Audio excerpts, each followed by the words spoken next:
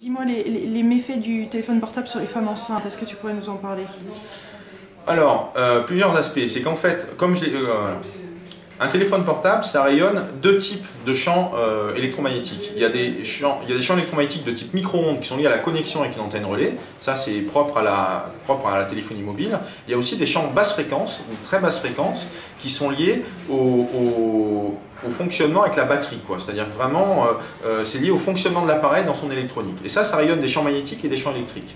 Et on est avec le rayonnement en téléphone mobile, c'est les deux types de rayonnement qui sont superposés. Le rayonnement micro-ondes et les rayonnements basse fréquence.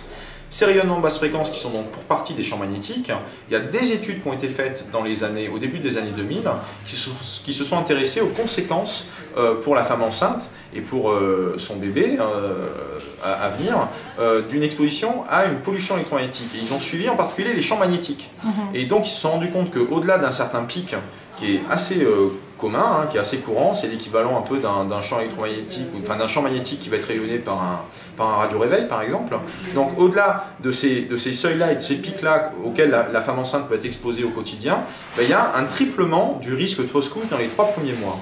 Et si on combine cette information-là avec les téléphones mobiles récents, les téléphones mobiles modernes, ceux qui permettent de se connecter sur Internet depuis un an ou deux, ceux qui permettent de recevoir des emails, d'envoyer des emails, de recevoir des pièces jointes, etc., etc., tous les webphones ou les smartphones, comme on les appelle, donc tous ces téléphones nouvelle génération, au moment où il y a des échanges de données, des paquets de données qui transitent liés à la connexion Internet sans fil ou liés à l'ouverture et à la réception d'un email et à l'ouverture d'une pièce jointe, ça rayonne comme ça des bouffées de champs magnétiques, de champs basse fréquence liés à ces réceptions de paquets d'informations qui demandent en fait un input d'énergie de la part de la batterie. Et donc, ces bouffées, ces pulses comme ça, ces pics de champs magnétiques sont au-delà de ces seuils en question. Et ce qui fait que la femme enceinte, notamment dans les 3 premiers mois, si elle utilise beaucoup son téléphone portable, elle se fabrique des conditions de risque qui ont été identifiées depuis le début des années 2000 comme étant des facteurs de fausse couche. Merci Maxence pour cette information.